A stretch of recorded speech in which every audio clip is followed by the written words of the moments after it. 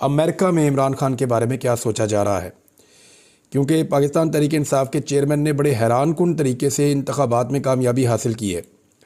इसकी एक्सपेक्टेशन नहीं थी, यानी ऐसा लगता नहीं था दुनिया को कि इमरान खान साहब इतनी बड़ी कामयाबी इस तरीके से हासिल कर लेंगे। ये आर्टिकल जो है ये न्यूयॉर्क टाइम के अंदर छपा हुआ है और इसकी तफसीलात मैं आपके सामने रखूँगा। लेकिन इससे पहले मैं थोड़ा सा आपको बता दूं कि दुनिया भर का मीडिया लिख क्या रहा है।